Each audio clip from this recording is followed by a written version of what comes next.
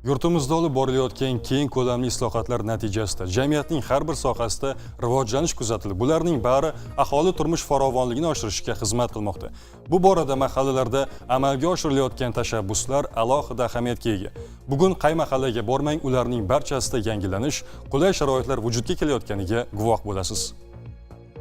Farg'ona viloyatining Qo'shtepa tumanidagi Do'stlik mahallasi ham ana shunday maskanlardan biri. Bugun u yerda infratuzilma muammolari bartaraf etilib, tadbirkorlik rivojlanmoqda. Eng muhimi, o'zbek, qirg'iz va tojik millatlari bir oiladek totuv yashamoqda.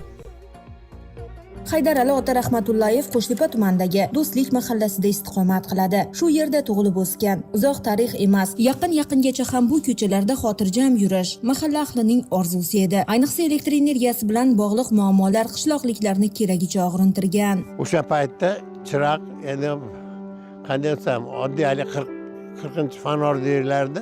O'shandan ko'ra jicha yorug'roq bo'lardi xolos. Qolgan bunaqa yo'llarga qo'yish unaqa bo'lmaydi. Do'stlik mahallasida yillarki o'zbek, qirg'iz, tojik, qardosh xalqlar bir-biri bilan qo'ni-qo'shni, qavmi qarindosh bo'lib yashab keladi. Muammolar yechimida birlashib, o'ta og'ir holatdagi masalalarni yechishga ham urinishgan. Ammo asfalt, toza ichimlik suvi, elektr energiyasi bilan bog'liq muammolarni mablag' bilan bog'liq tomonlari o'ylantirardi bu yerliklarni. Tabiatning kichik injiqligi qishloq ahlining halovatini olardi. Sal shabada kelsa ham bor. Keyin olib kel yoki o'zimiz borardik bolalarni olib maktabdan olib kelgani.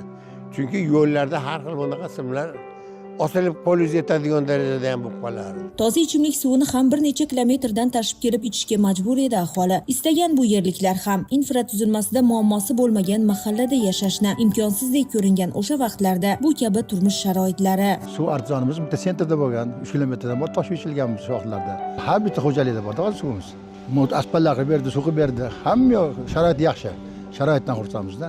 Bu kunlarda endi orzu qilardikda.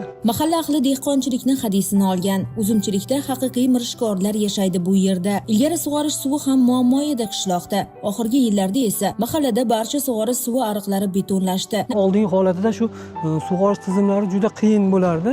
Uzumchilik, dehqonchilikka ixtisoslashgan mahallamiz daromad ancha oshgan. Do'stlik mahallasi kambag'allik va jinoyatchilikdan xoli hudud, ajrim ham yo'q. Do'stlik mahallasi oxirgi 4-5 yilda katta qurilish, bunyodkorlik maydoniga aylandi. Jumladan mahalla ko'chalariga 11.8 kilometr asfalt yo'l yotqizildi. 300 ta beton tayanch o'rnatildi. Shuningdek, 9 kilometr zamonaviy elektr tarmog'i tortilib, 2 ta transformator punkti foydalanishga topshirildi. Yana 3 tasini o'rnatish ishlari davom etmoqda. Aholini toza ichimlik suvi bilan ta'minlash maqsadida 7 kilometr ichimlik suvi tarmog'i tortilib, bitta suv minorasi o'rnatildi. Amalga oshirilgan ushbu ishlar natijasida mahalladagi infratuzilma muammolari bosqichma-bosqich bartaraf etilib, bugungi kunda aholi uchun yanada qulay sharoitlar yaratilmoqda. Chiroyli tortilgan. Ana doimiy lampochka kechasi ham yonib turadi.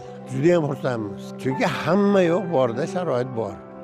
Bunaqali qishloqdaman deb misol biz o'sha qishloqda og'irligini yoshligimizdan bilamiz, bilganimiz uchun hozir gapirgan, maqtab gapirgani ham bir so'z yo'q o'zi. Shu darajada yaxshi hozir yashashimiz. Ilgari faqat dehqonchilikda daromad topgan aholining bugun imkoniyatlari kengaygan. Ayniqsa mahalla ayollari uchun shu yerni o'zida tashkil etilayotgan kichik ishlab chiqarish korxonalari oilasidan ajralmagan holda ishlash imkonini bermoqda ularga. O'zbek, qirg'iz, tojik degan qarash yo'q. Bir-birlari bilan o'zaro hamjihat qishloqning hunarmand xotin-qizlari. Qo'shnilarimiz o'zbek, masalan, to'ylarimiz, ma'rakalarimiz hammamiz bir, maktabimiz bitta maktabda o'qishib tarbiya olishyapti bolalar, qizlarimiz mana. Odamlar baxtli yashashi uchun ertani kutmasligi kerak. Bugun ularga birlamchi turmush imkoniyatlarini yaratib berish inson qadri degan ustuvor yo'nalishning asosiy maqsadi. Bu kun Maftuna Mamasidik va Abdulloh Rashidov, Farg'ona. Dasturimizda